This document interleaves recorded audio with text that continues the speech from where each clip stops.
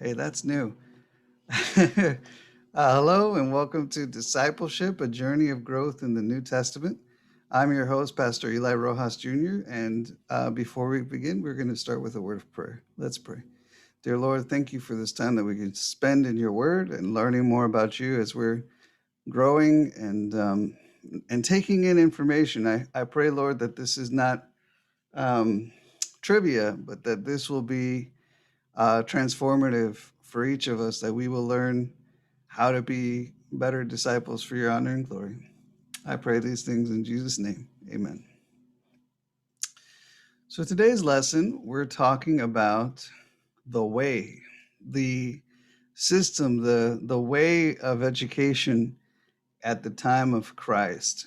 So, we have an educational system that for the most part hasn't changed all that much. Um, this curriculum has changed, technology has changed. I know that teachers and some of us that are here, I know our teachers can attest to this, that they have to keep themselves sharp. They have to take classes on cutting edge education. But one of the things is that the system as a whole, the way we do education, hasn't changed tremendously in the last few years, and so we get used to a thought, and since this system, I should say, since this system has been adopted in many countries, in most countries, I should say, this is how we do education. Then ya termina, ya no lo hace más.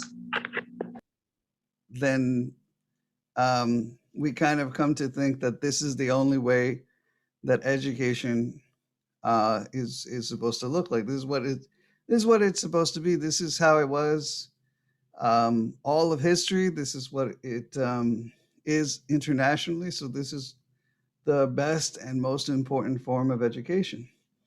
But it hasn't always been this way. There's a lot that has changed over the years, and we have come to this point. But that's not where we started. Uh, in the mid 17th century, so the 1600s, Massachusetts became the first colony to mandate schooling, and the clearly stated purpose of which was to turn children into good Puritans. So it started out with this idea of cultural development of society, of educating as a form of um, developing students into citizens.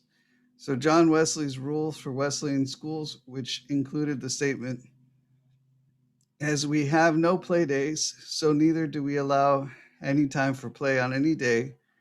For he that plays as a child will play as a man." That concept of we are developing society, we are developing students into the people that we want them to become.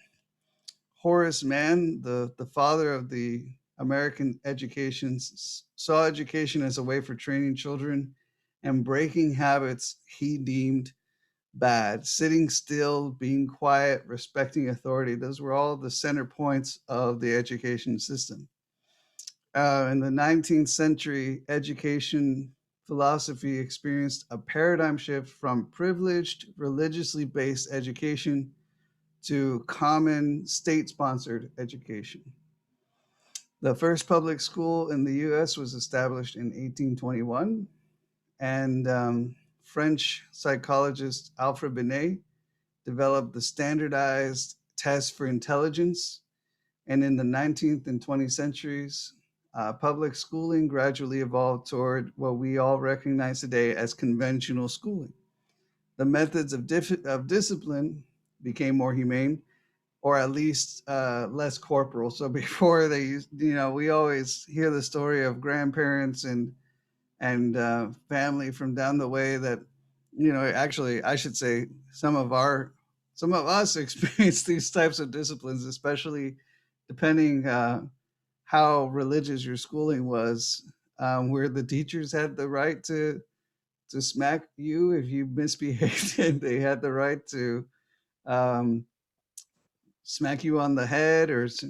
I had a teacher that would flick your ear, and he did it for any reason.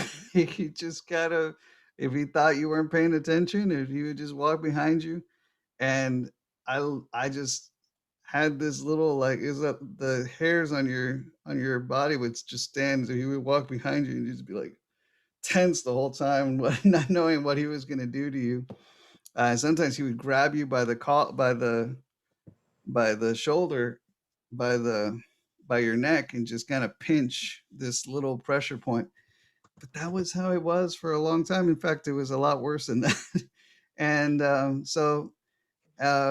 well, we should say, for better or for worse, discipline has changed, and um, the lessons became more secular because you couldn't say too much that would offend people. You had to kind of, now you have to watch your language. You have to watch what you say. No prayer in classroom, even though I think that has changed a little bit.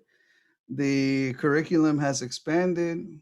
Um, so there's a number of ever growing, a number of subjects that are included now. Um, Now it's very streamlined, and the number of hours, days, and years of compulsory schooling has increased continuously. So, um, the first question that we have here is, what does our education system look like? We can take notes and say, this is what we're kind of coming to. The foundation of our education system is this idea of a classical education, which is focused on making students well rounded, according to classical standards. So they want you to learn all of these different subjects. They want you to, it's about order and sitting and listening. There's the lecture and tests and quizzes. All that stuff has developed. It wasn't always. This is the last few hundred years we've come to these points. And really, what we see in schools now is based on, I would say, the last 100 years. It's developed a lot, it's changed a lot. And like I said, it's not that I'm criticizing and saying that this is bad. I'm just saying this is what we have now, and we get used to being stuck in this model of education. And sometimes we forget that there's more, there's other styles, there's other systems, there's other things that that we have.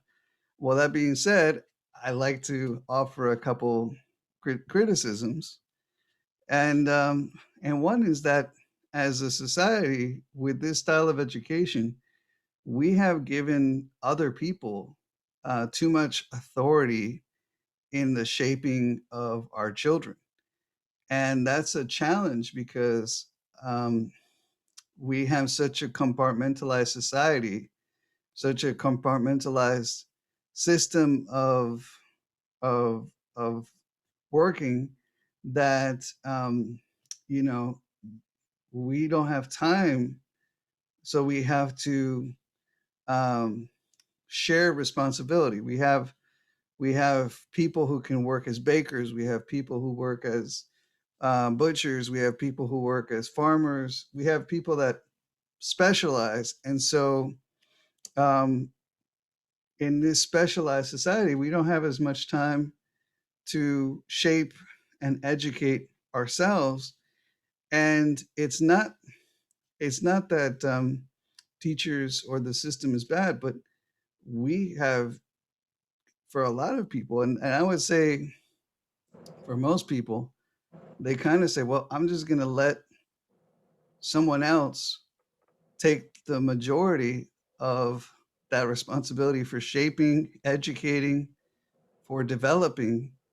um, the children, and and that's difficult because um, there's a lot of shortcomings there, and we can see that there's some people who have motivations that are not our motivations. I mean, uh, they have goals, they have ideas of what they want to accomplish, or what they want our kids to be like, that don't really fit our goals perfectly.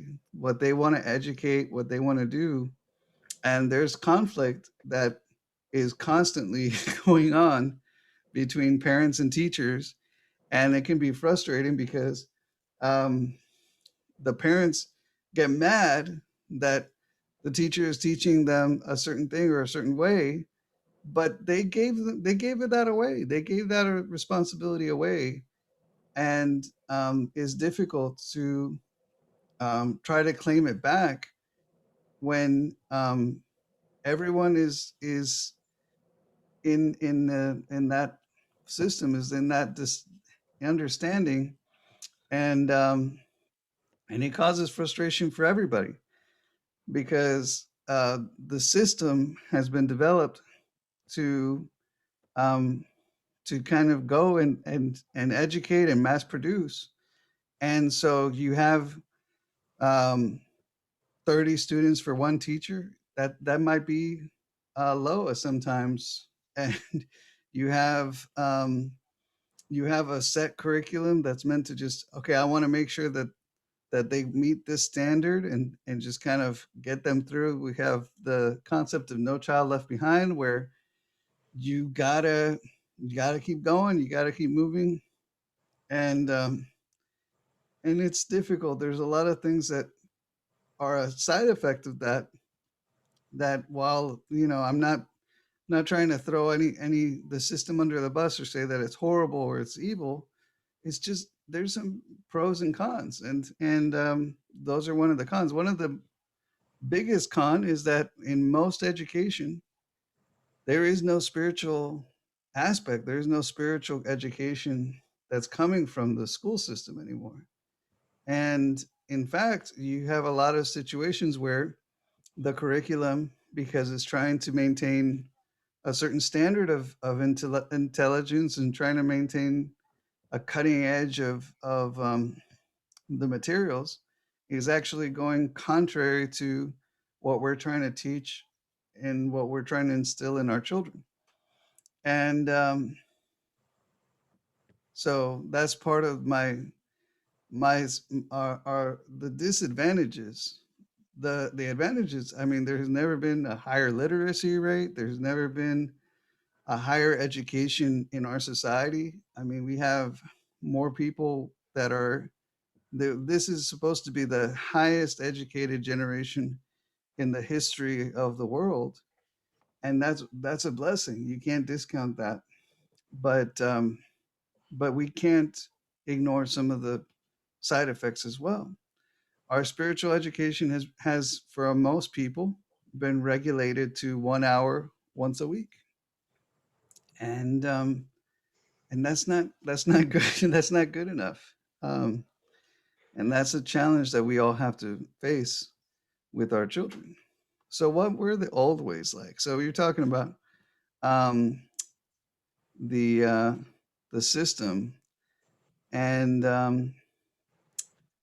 and what's different, and what we see that in the Bible there's a very specific way of educating. When we think about the old ways, we think about synagogues and temples and things like that. But we have to remember that before there was a synagogue, there was a tent in the desert, and um, and it didn't start with the synagogues. It didn't start with the temple in Jerusalem. It started before this. Before there was a tabernacle, there was an education system that was already in place. So in this tabernacle, in this education system, there were roughly 22,000 Levites serving 600,000 plus Israelites. So that's still a ratio of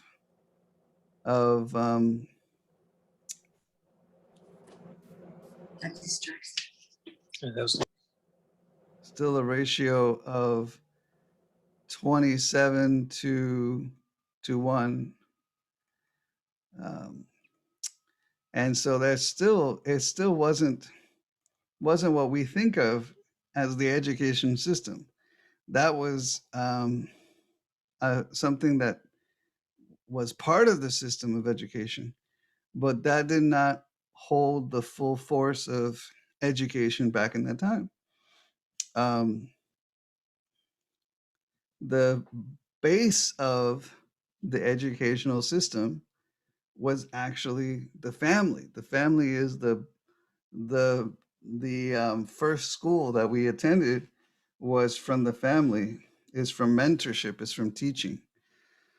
So in the family settings, spirituality, the Bible was taught through oral tradition, and Sabbath was spent home in worship, and the father would lead. Um, Sons would train and work with their fathers, mostly in agriculture. The daughters would train and work with their mothers, mostly in domestic tasks, but also in agriculture. And you had this system where the older siblings would mentor and train the younger siblings. And education was a family affair. It was a family. It was the family's responsibility. And so um, the father really was the priest of the home for many years, because the father was the one that was um, deciding, was making sure that the children understood their relationship with God, that the children and the entire family was doing right, was going in the right direction. And that concept of each family being responsible for the education of their children um, meant a bit had a big impact on society as a whole. And and we see um, that it made such a big difference for centuries with how things were.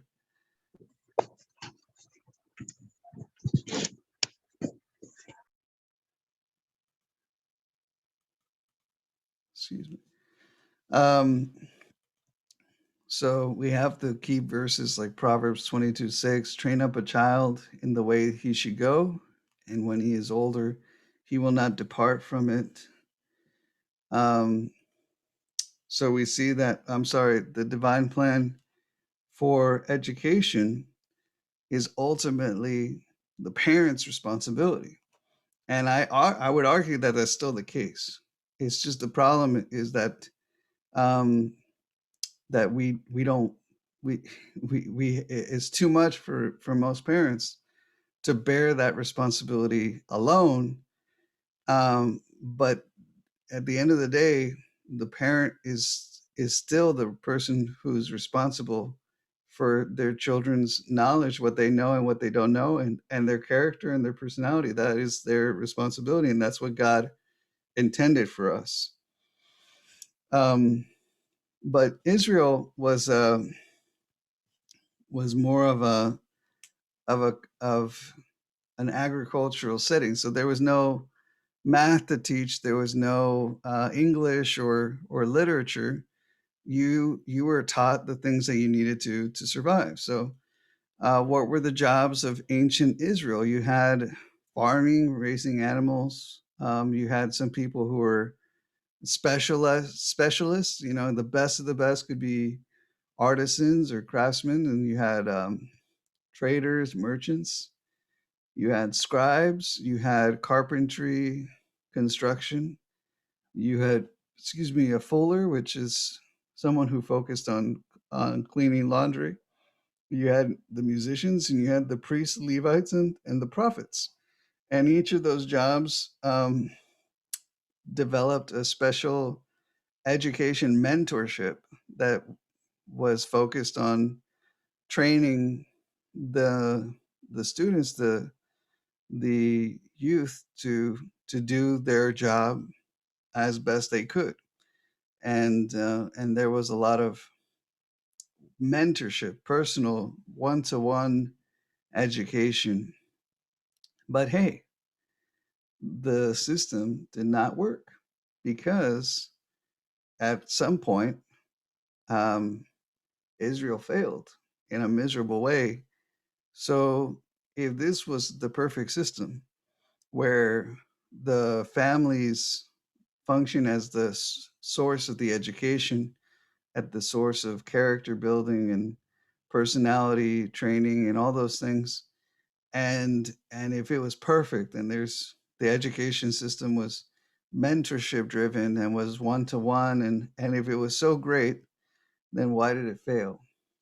And the reason it failed is because, I'm sorry, I forgot this slide, um, is because of the rebellious hearts. Judges 21:25. In those days, there was no king in Israel, and everyone did what was right in his own eyes. It's a heavy responsibility, and sometimes uh, people aren't willing to take that upon themselves. So you had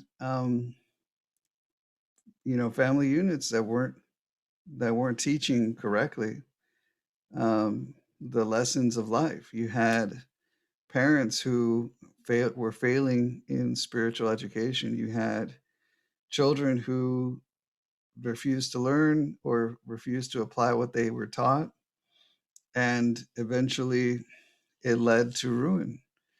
Ezekiel 20, verses 21 through 24 says, "Notwithstanding, the children rebelled against me. They did not walk in my statutes and were not careful to observe my judgments, which if a man does, he shall live by them. But they profaned my Sabbaths.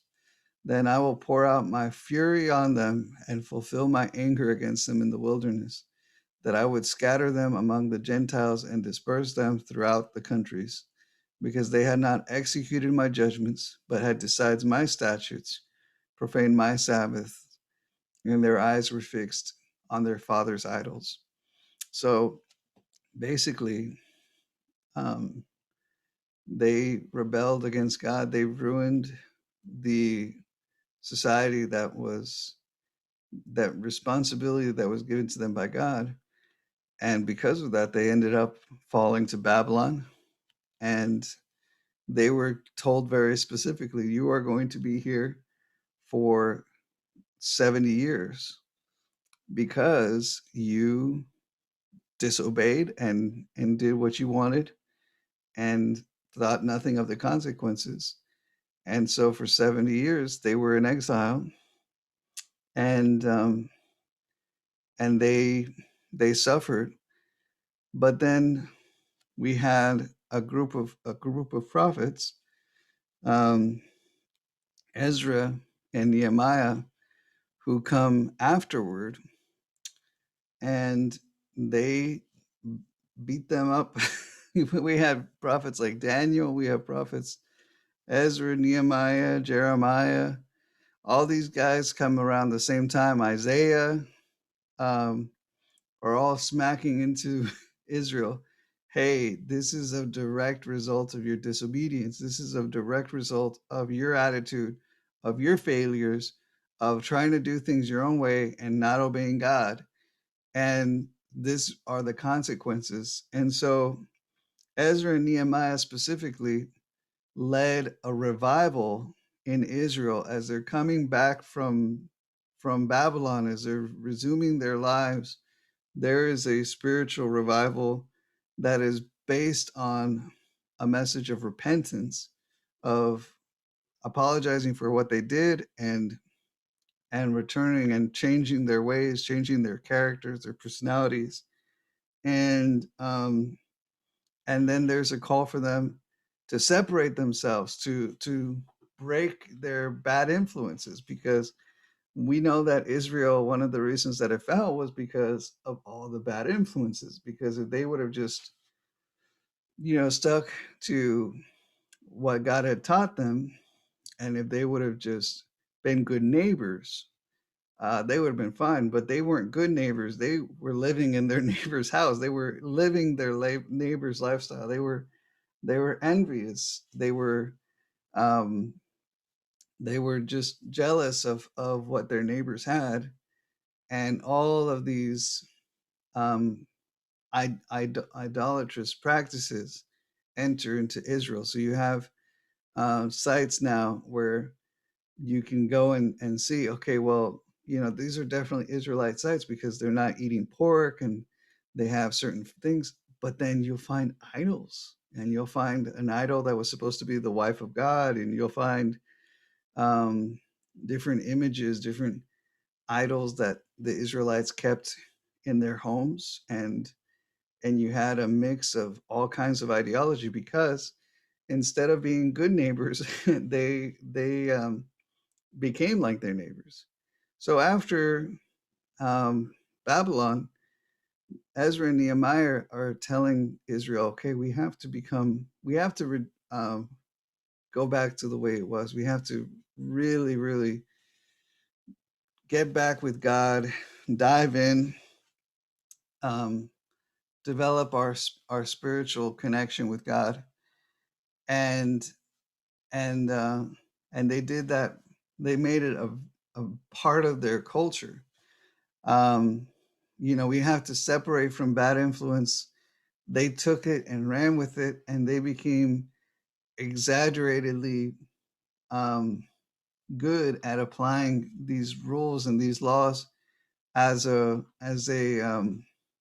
response to the messages of Ezra and Nehemiah and the call that they were making to them to return to God and to do things better.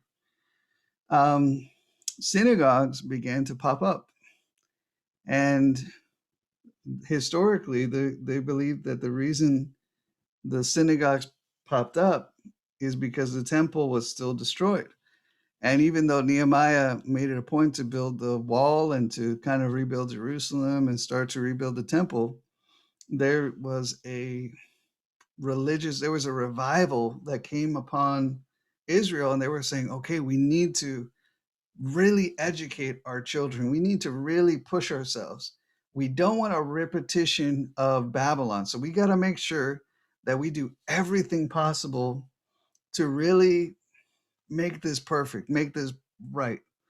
And so they started setting up these little mini education centers in every town so that they could hammer these rules, these laws into the hearts and minds of the students. They wanted to make sure that everyone understood the Bible perfectly, understood and followed these things. There was a higher sense of accountability.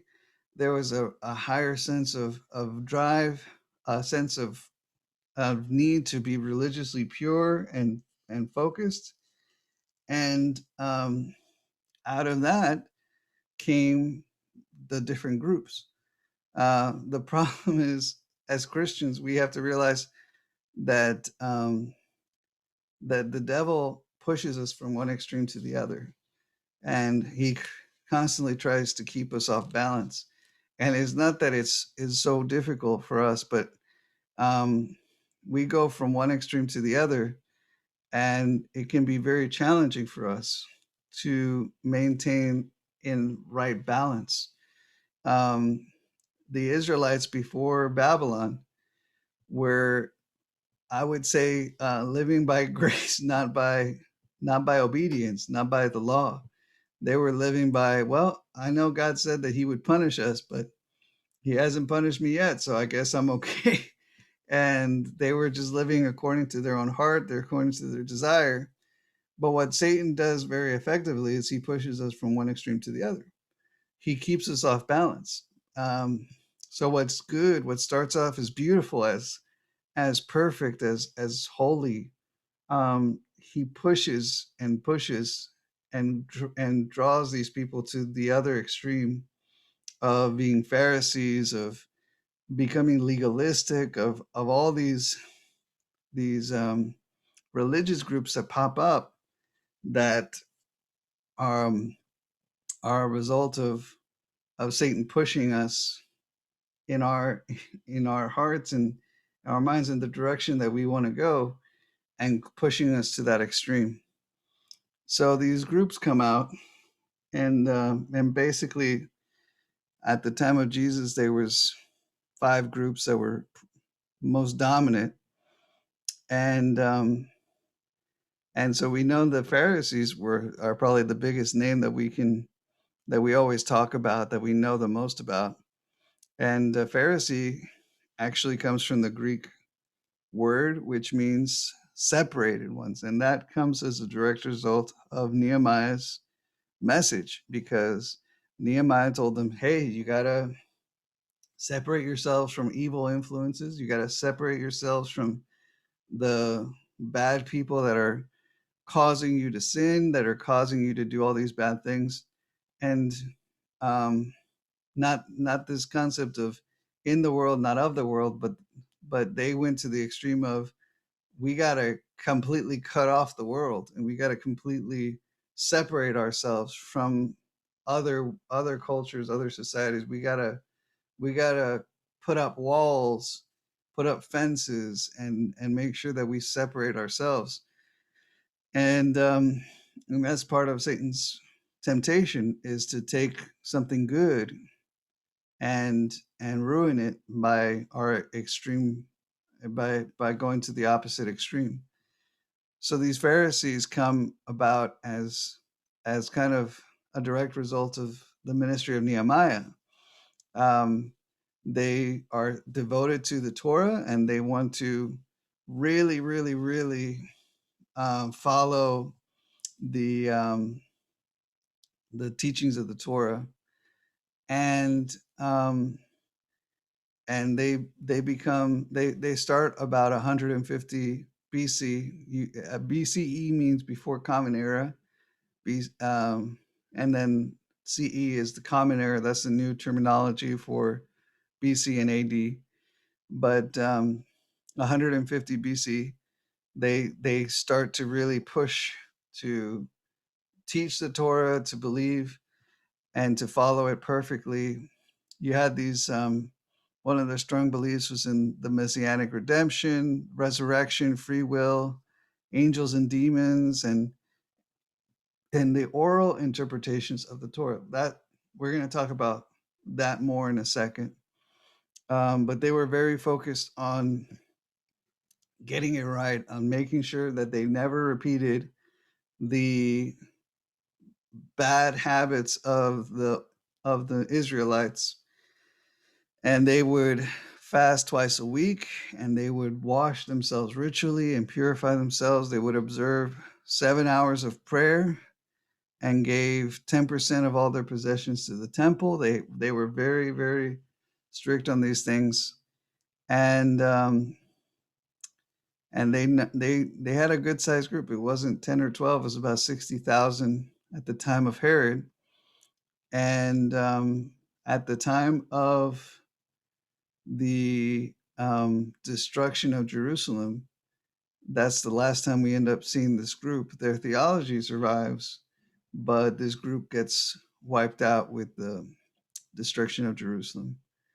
Now, the scribes are a hybrid group, because you have the job, and then you have the concept, the religious following, and so they were kind of what we would see as the lawyers, the intellectuals, the people who studied the law and made sure they understood it perfectly. They copied, and they interpreted the law, the Torah, for a long time. They kind of intermingled with the Pharisees, um, but they could be of different groups. Their focus was um, support of, rewriting, copying, but then also they were kind of lawyers, and so they could kind of work with both sides, with different groups and different things.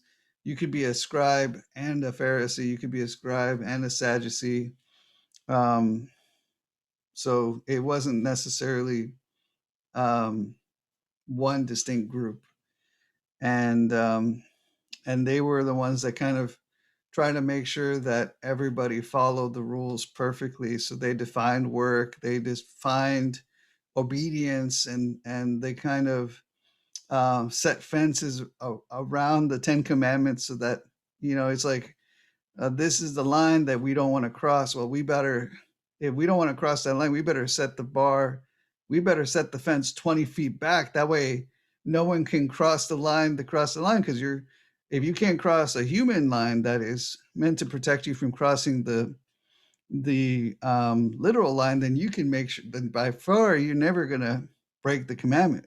If I can set up these parameters to help us understand what it means to break the law, what it means to break the commandments, then we're never going to break the commandments. And by legal reasoning, we could say that we're perfect because if I never walk more than 1,000 paces on a Sabbath, then I'm definitely not going to be breaking the Sabbath. But they became so focused on the man-made traditions surrounding the Ten Commandments that they became um, the people that pushed the hardest in the legalistic mentality that was prominent in the time of Jesus. So they were the ones that also compiled the oral law and the oral things, and they were the only group that survived the Jewish revolt. They were the ones that kept on. The Sadducees are obviously the second most famous group, and you know, they say perhaps, which means we don't know for sure, but it may be a connection of the followers of Solomon's high priest. They were conservative, wealthy, and aristocratic, and they usually held the high priesthood, and they were a majority of the Sanhedrin, and they were the ones that were working the hardest to promote unity and work with the Romans and the other powers. But they had some disagreements with the Pharisees. They did not believe in resurrection. They did not believe in free will, angels or demons, or oral interpretations of the Torah. Their message was just enjoy this life. Their point is you're not gonna get resurrected. You're not going to heaven. Just be good, enjoy what life has to offer, and um, that's the whole meaning of life. Is just we kind of have God as the police and just making sure we don't break any laws, but essentially uh, just do whatever you want. High priests had a monopoly on animals for sacrifice, and leveled 10% tithe for upkeep of the temple. Marriage and luxurious living were acceptable, so a lot of people were drawn to the Sadducee mentality, but neither did they survive the destruction of the temple of Jerusalem in 70 AD.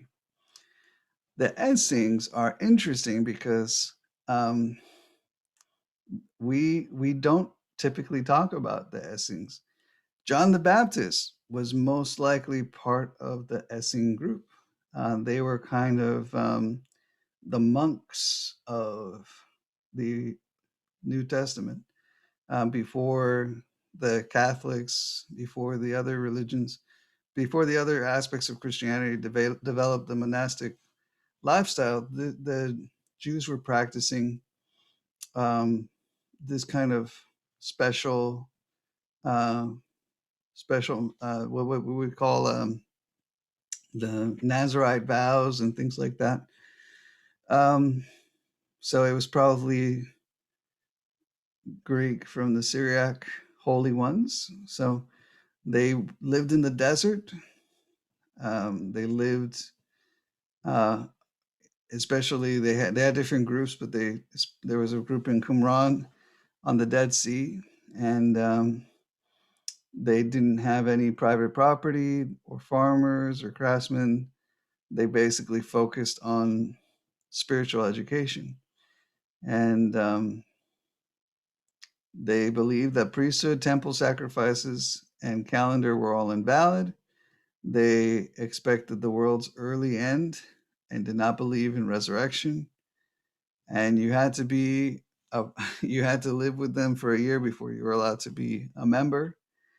And they worshiped 3 times a day in strict order. They copied the Hebrew scriptures. This group is responsible for the Dead Sea Scrolls that are one of the most important evidences of the unity of the unedited Bible, of how the Bible has maintained its its its its theology for as long as it has. It didn't get edited or updated. Any myth starts with a story, and then it gets exaggerated, and then it gets exaggerated. But the Dead Sea Scrolls are great evidence that the Bible has remained the same for as long as it's been written.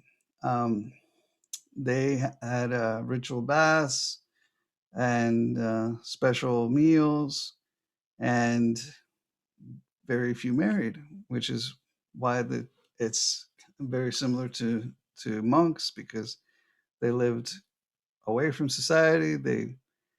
Um, they focused on living a very religious life, and they numbered about 4,000, and they were also destroyed with the rebellion, with the destruction of Jerusalem. And the last group are called the Zealots, and you can imagine we see this in the Bible. They were the extremists. They were the domestic terrorists.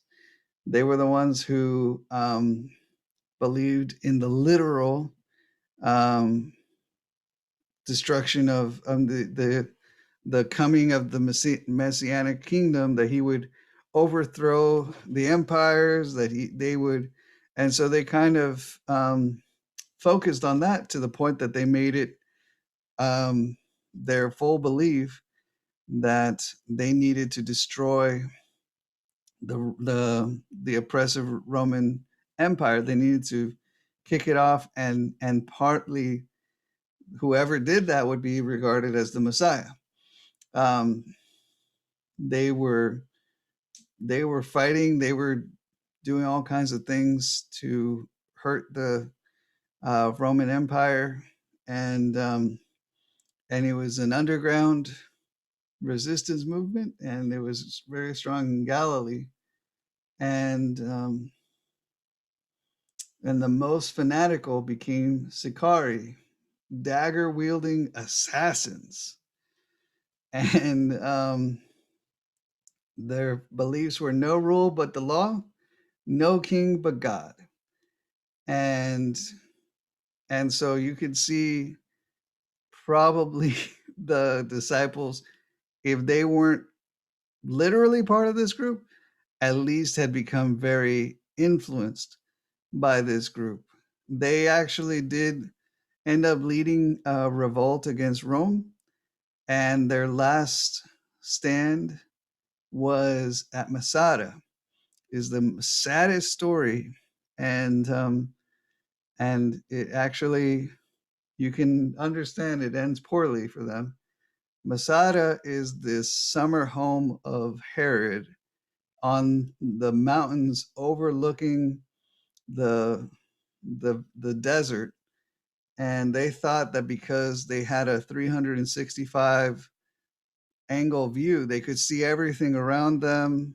There was only one way to get to Masada. They thought that they could uh, over overthrow take their stand there, and kind of beat back the Roman oppressors. And they did they did it once. But Rome, one of the greatest strengths of Rome was that they didn't give up.